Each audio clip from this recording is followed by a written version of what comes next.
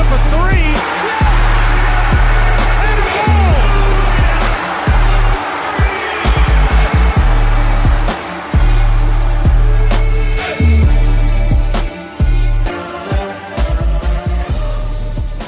Bearcat Blitz on the Believe Network. We're presented by Bet Online. I'm your host, Russ Eltman. He's my co-host across the way there, Neil Meyer of Rivals Cincinnati athletics site, thefrontofficenews.com, and I'm Russ Eltman of Cincinnati Bearcats on SI. Check out all of our coverage there. Coverage of a jam-packed few days in Cincinnati athletics. UC basketball 0-2, unfortunately, on the Big 12 campaign. Their first time losing back-to-back games. Yeah, it is obviously their first time losing back-to-back games this season because they came into the conference play 10-1. So much confidence, so much hope, so much belief, and not dashed all the way through 2 losses, but a lot of cold water thrown on it over the past 8 days or so. We'll get to the loss, 72-67 to Arizona at the top of the show, and then the back end of the show, after we talk about the Baylor matchup, a brutal Baylor matchup on Tuesday night, 8 p.m., and then you welcome in one of the best teams in the country in Kansas just a few days later on Saturday at home at Fifth Third Arena. Safe to say the competition level has gone up tremendously compared to the first week of Big 12 play, where UC was unable to get any wins in their 2 contests and likely will fall out of the top 25 after we are done recording this show. Get to all that and a little Baylor preview, a little CJ McCray, Virginia Tech transfer coming to Cincinnati, defensive end is their latest addition from the portal, and a running back visit that's reportedly on the boards as well this week, potentially adding to that room.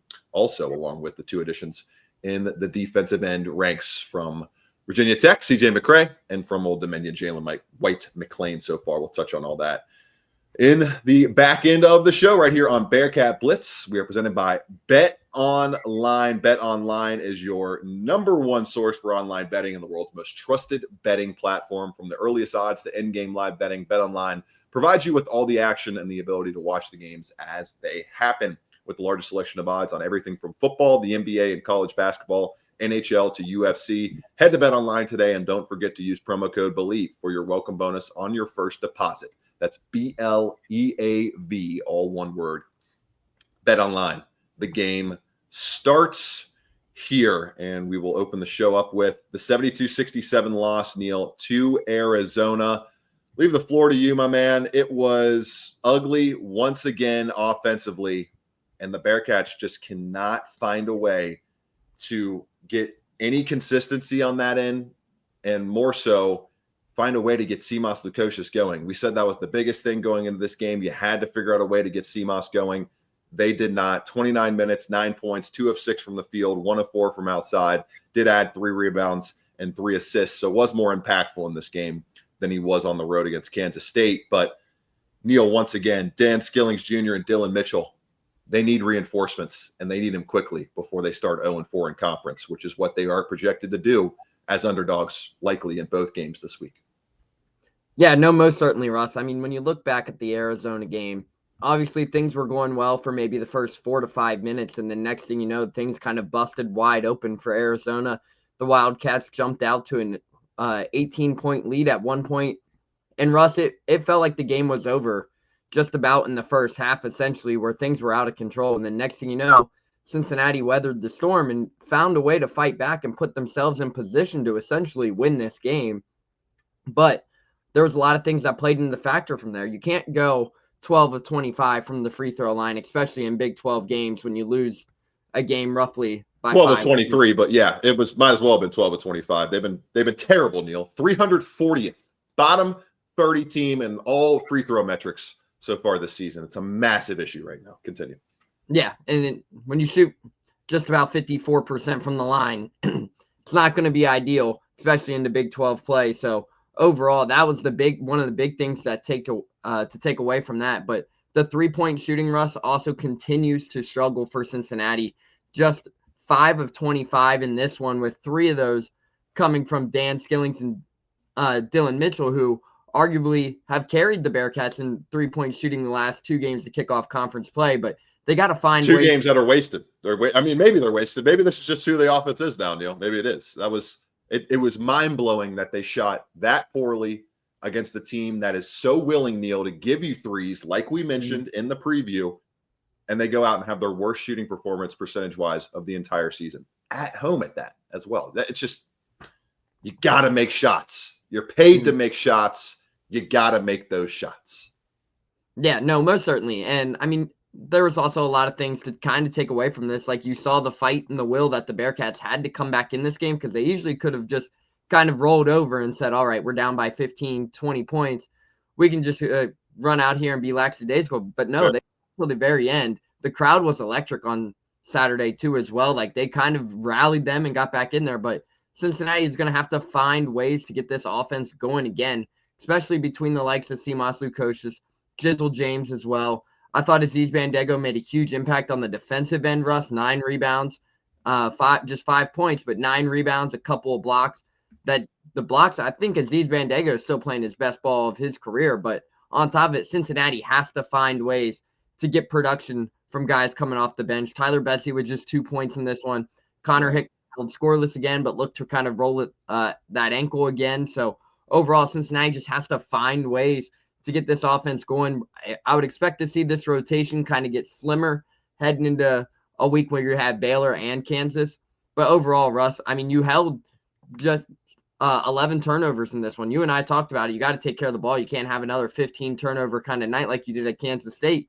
And they had 8 turnovers in the first half, so only 3 in the second. They did a great job at taking care of the ball. They just couldn't make shots. That was simply what it was. And specifically, I had somebody in my mentions, Russ, talking about, ask Coach West about Jizzle James' shot selection. No, because everybody knows that shot selection that Jizzle James is taking in that mid-range game is a shot that Wes Miller wants him shooting 90% of the time, and that Jizzle is capable of knocking down 90% of the time. Shots not 90%.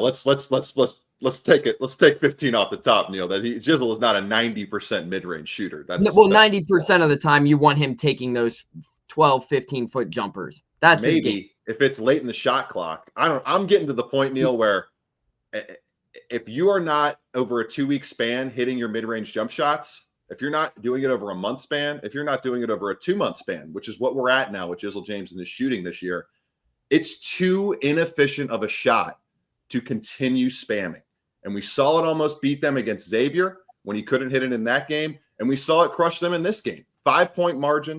A couple of those go in. It's a completely different ball game. You make that a couple of those a 3-point decision instead of a mid-range decision. It's a different ball game. They didn't get enough threes in this game at all. 25 threes is not enough. They didn't even have close to enough in the first half. I think they only had 10 3-point attempts in the first half, 2 of 10 from outside. The shot selection, I'm not going to go after Jizzle James and all that for the overall shot selection. You don't want to take that away completely, but if it's completely hampering you in a game, it hasn't been there, Neil. The mid-range has not been there this season at an efficient enough clip compared to last year when Jizzle James was one of the best mid-range shooters in the country. He has not been that this year, and it's one of many issues in the Bearcats offense right now. Yeah, and I think right now, too, staying on that topic, Russ, too, is Cincinnati is searching for some offense. Obviously, teams are finding ways to kind of take Simas Lukosius out of the equation. It's going to have to find ways for Jizzle James to get going, Adede Thomas to get downhill and create. We know that Dede played well. Dede played well. I like very well. You pointed that out on Saturday when we were all kind of picking up the pieces from the loss. That was a good point. Dede did play well, and he's Neil. Like you bring up the bench points. Dede is unfortunately the only real bench option they have right now. They're a 6-man reliability rotation right now, going into a season, Neil, where we thought they could be 10 deep. 10 deep. And it's not 10 deep right now. Connor Hickman has not made the jump up from mid-major to high-major level like so many mid-major transfers struggle to do. He is struggling tremendously. And you just historically, Neil, if they don't pop, if those transfers, if those rotation guys, those rotation pieces don't pop in non-conference, it can happen in conference play, but it historically does not happen in conference play, especially in a league as difficult as the Big 12. Arrington Page, second year in college basketball. You need more impact than 4 points in 9 minutes. Tyler Betsy, 1 of 7 from shooting. Neil, he started 10 of 17 from deep in his college basketball career. And I'll pull up the numbers real quick when you retort, but it's been anything but that since that hot start. Yeah, and you can clearly see the difference too, Russ, when Aziz Bandego is on the floor versus AP in a sense, because and you can see it in the played defensive ratings. Two best defensive ratings in this game. The only players, I believe, with defensive ratings below 120 on the home side for UC were Aziz Bandago, who posted a 113.2 defensive rating, and Dylan Mitchell, who posted a 97.8 defensive rating. Neil, everybody else was at least 120 or higher in their defensive rating in this game. And it's just that you can't have just two guys impacting things on offense in Dylan Mitchell and Dan Skillings, and two guys ultimately making a difference on defense in Aziz Bandago and Dylan Mitchell. You need more impact across the board. And over the past month, Dylan Mitchell, especially not the past month, the past couple of weeks, Dylan Mitchell has largely been the only guy giving you a ton of impact on both ends of the floor. Yeah, no, most certainly, Russ, too. And speaking on this game, too, Dan Skillings and Day Thomas' defensive efforts need to be talked about, because you hold Caleb Love to 3 of 15 from the field, and he was clearly frustrated. And Wes Miller even said it in the post-game press conference. If they would have came into this game expecting Caleb Love to finish 3 for 15, they would have thought they would have won this game.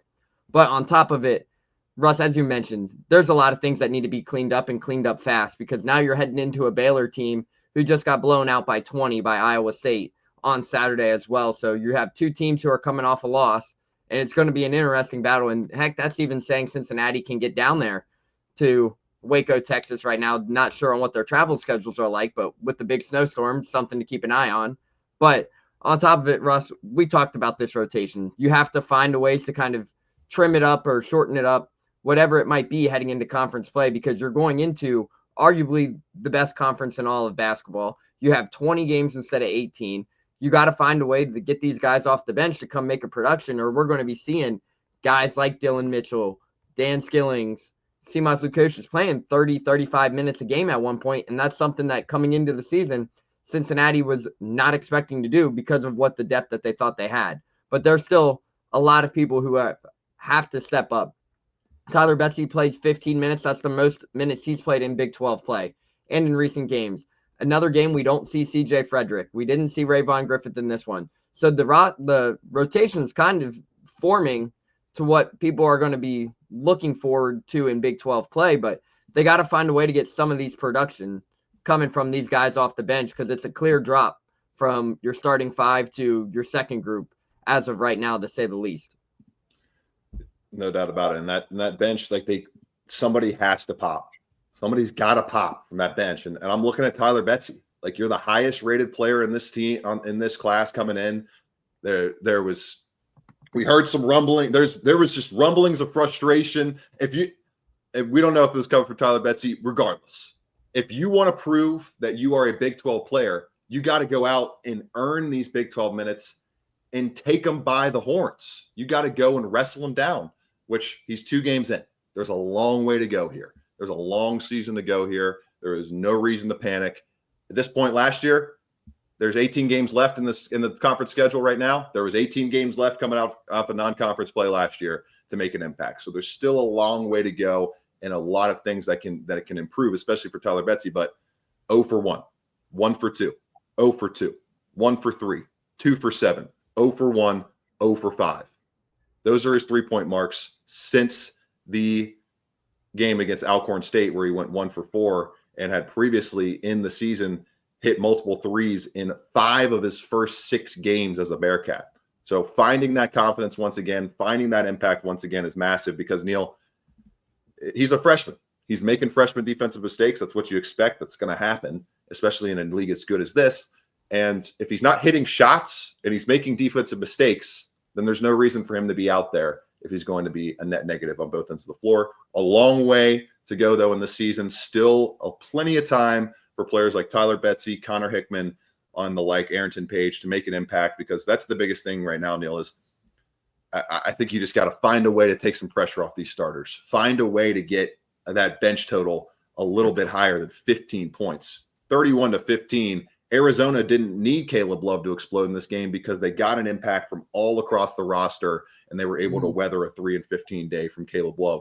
Cincinnati couldn't weather a 3-11 day from Jizzle James or a 2-6 day from Simas Lukosius because they didn't have the down-the-line impact on the depth chart that we have kind of, I think, rightfully expected going into the season, rightfully judged as strong throughout much of the conference slate in terms of their depth, We'll see how it flips.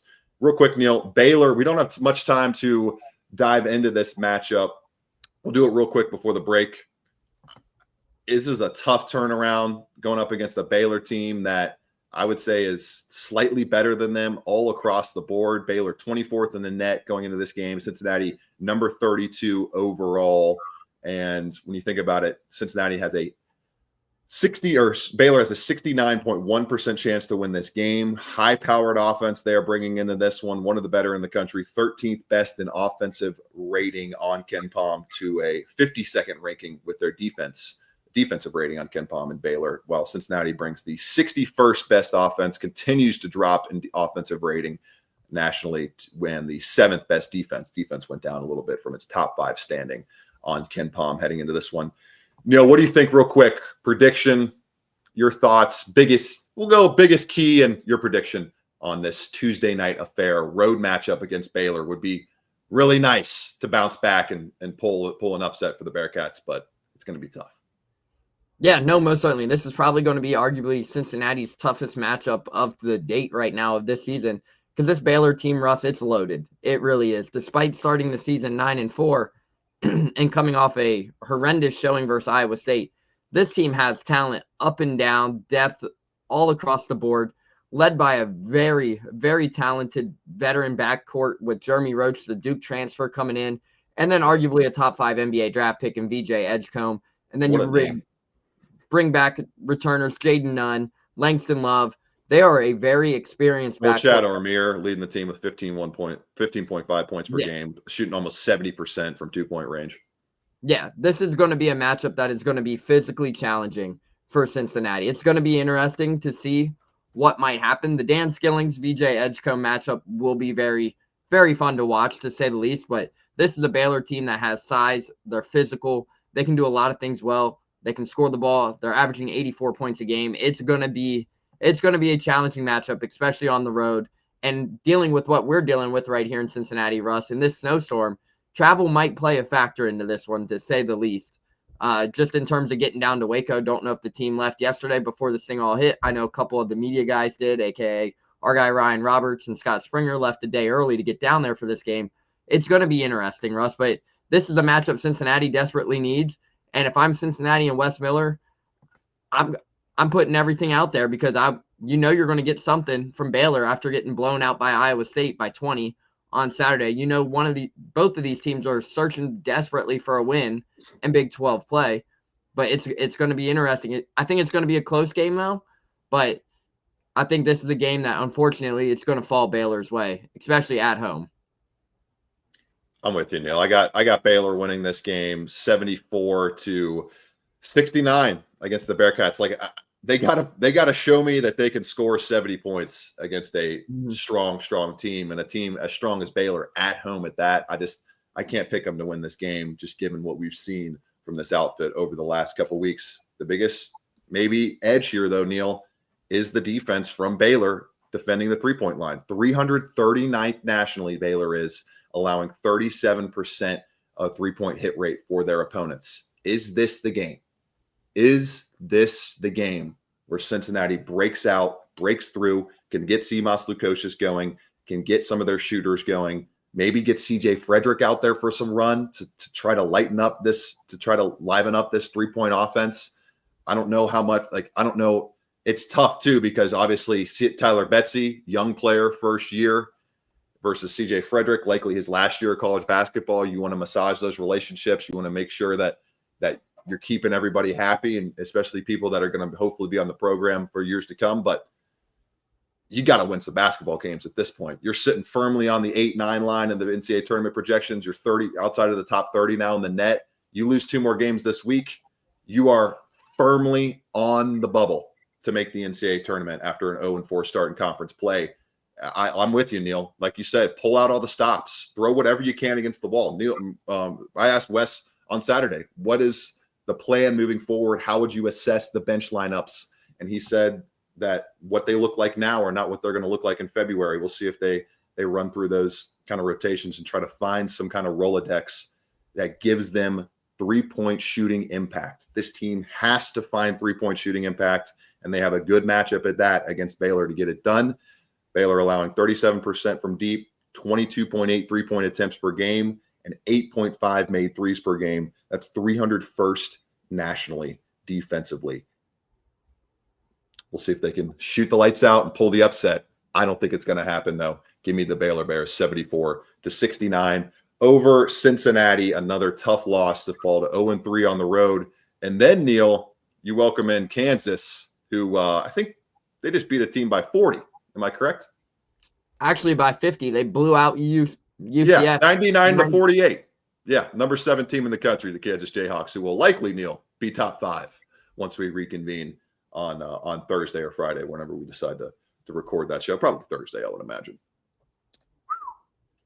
It's going to be a gauntlet. Comes at you fast, Neil. Comes at you fast, the Big 12, man. It truly does. From a 10-1 start to potentially 0-4 if Cincinnati cannot find a way to beat the odds this week. You got any more thoughts on basketball before we get to football? Close out the show. Yeah, I mean, hey, that's the Big 12, right? A team like UCF goes and beats a very good Texas Tech team by 10 on the road and then comes back and gets beat by 50 by arguably the best team in college basketball.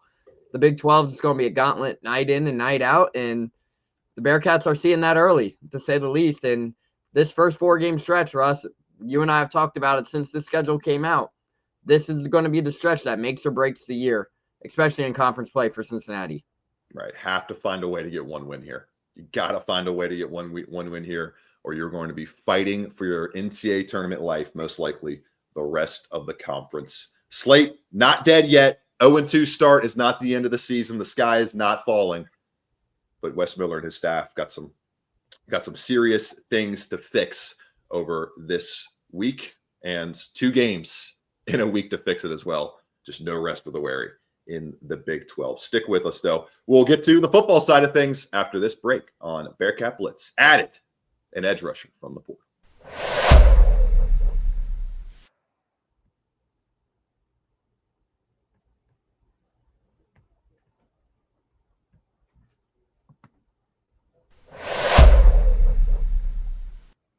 Basketball struggling a little bit, wrapped up things there. 0-2 start in Big 12 play as we come back to the show on Blitz. I'm your host, Russ Eltman. He's my co-host, Neil Meyer. Season's not over. We'll see if they can turn it around, get on the board in Big 12, try to get on the board, getting us upset win this week, flipping things to at least 1-3 would have fans and everybody evaluating this team feeling a lot better about their overall postseason hopes and postseason ceiling. Sky's not falling. If they can flip it around. Sky's definitely not falling for the Cincinnati Bearcats. Football additions so far in the 2024-2025 winter transfer portal cycle. Neil, the Bearcats have added C.J. McCray, Virginia Tech edge rusher C.J. McCray, veteran guy, 6'4", 251 pounds. I'm kind of hesitant, weary about this addition a little bit compared to others because he was benched last season, lost his role in 2024 after he spent 4 total seasons with the Hokies, played just 64 defensive snaps across 6 games to cap his career in 2024. Only a 51.8 PFF grade in those snaps. That's pretty bad, and has just 5.5 career sacks on 675 defensive snaps. To me, Neil, this is the Cincinnati staff thinking that they could polish a diamond in the rough for his final year of eligibility. That, or this could be just another big depth piece for Cincinnati there on the defensive line as well, because you have the returners of Michael Coleman, who's coming back after the injury. Then you have guys like Jalen White-McLean that you're bringing in the transfer portal, alongside guys who played a lot of time this season, Marquez Parker, Rob Jackson as well. This could be just one of those veteran guys that comes in and makes a kind of like a veteran role impact like we saw in Darian Varner, or this could be a guy that comes in and makes an impact and fights for a starting spot right away, Russ. It's going to be interesting to see what they elect to do here and what we'll see from C.J. McCray come spring ball. But overall, I like the addition. You always want depth up there on the defensive line, and we saw better than having nobody. We saw what happened last year when Michael Coleman went down, then Jalen Hunt went down, and it forced the hand for a lot of these younger guys to play. Cincinnati made it a priority to go and bolster that defensive line, especially after you lose 2 veterans in Eric Phillips and Darian Varner as well. So looking to replenish that in the transfer portal with guys with experience. But like you mentioned, Russ, he had a lot of production in 2022 and 2023, but kind of saw his role significantly decrease this past season for Virginia Tech. which led to him getting in the portal. But overall, I think this is another just a depth piece add for Cincinnati, and could be a guy that blows a lot of people by surprise. But hey, another defensive lineman to add to the fold. You can never go wrong with it, especially in the Big 12. Yeah, can't hurt to have depth, and you hope that guys like Rob Jackson can take a leap after he struggled in his first extended portion of action at UC. You hope Marquez Parker can take a leap as a freshman, and you hope Michael Coleman can come back as close to 100% as possible off of that devastating Achilles injury that he suffered in the summer of 2024. Star Thomas, Neil. Chris Hummer of 24/7 Sports nailing down a reported visit date of January 7th. So Tuesday, tomorrow, Star will be on campus, potentially coming to the Bearcats ranks. And on top of that, Neil, there was another addition along the transfer from the transfer portal, and Taden Barnes, New Mexico State safety, coming over to Cincinnati. This one I'm a big fan of. This is a high upside add. Taden Barnes, 60.6 overall PFF grade on 840 snaps as a true freshman. 840 snaps as a true freshman. That is impressive coming out of the gate. 57 total tackles, 2 interceptions, and 6 pass breakups. Got 3 years of eligibility left. Neil, UC's safety room, one of the stronger positions on the team, I would say, at this point of the calendar. What do you think?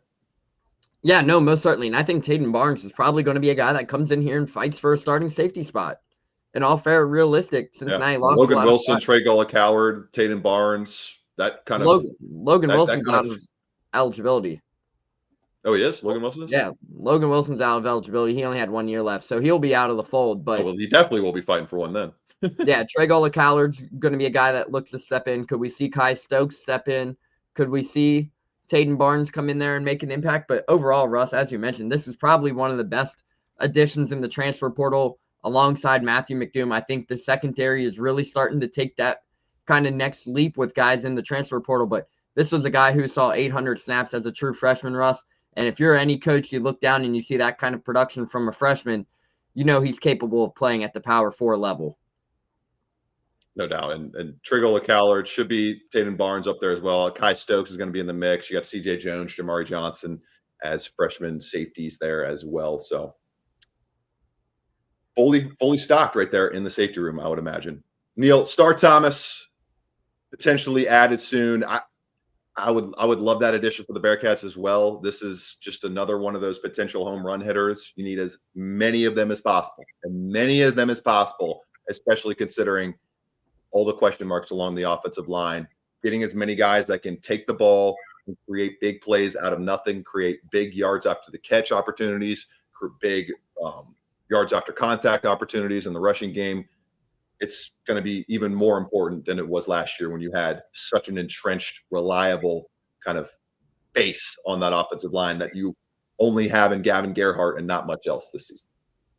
Yeah, no, most certainly. And too, within the running back room too, Russ, this is a guy who's had 213 carries this past season, ran for nearly 900 yards. Cincinnati is going to be looking for a guy that can come in and fill that void of Corey Kiner, a kind of a bigger bruiser style back who's going to fight for those yards night in and night out. And Star Thomas is a guy who can do it.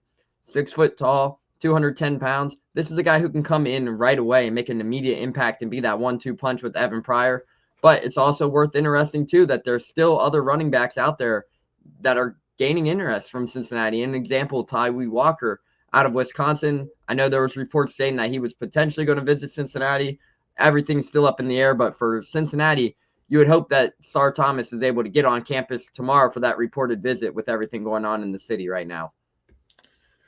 Will be interesting, no doubt about it, and intriguing to see what happens with Star Thomas. 11 transfer portal additions so far, right? I think I got that right. Yeah. Yep, 11 with Taden Barnes and the addition of CJ McCray. 3, maybe 4 more, probably 3 to 4 more potential ads on the board, and Star Thomas may be one of those, as is potentially Tawee Walker out of Wisconsin. They're still looking to round out that running back room and shore up one of the most important positions in a Scott Satterfield offense. For Neil Meyer, I'm Russ Heltman. This has been Bearcat Blitz ahead of another big week of Bearcats basketball action against some high level ranked opponents coming up. Well, potentially ranked opponents. We'll see if Baylor still holds its ranking inside the top 25 after that big loss to Iowa State. Maybe unranked on Tuesday's matchup, but definitely welcoming in a top 10 team in Kansas on Saturday. We'll have you covered with a preview of all that and a recap of the Baylor matchup later on this week across the rest of our Bearcat Blitz recordings. For Neil Meyer, I'm Russ Heltman, presented by Bet Online. Have a great week, everybody. This is the second. 15 seconds left. Shot clock off. 4-point game. DeJulius puts up a three. Yes!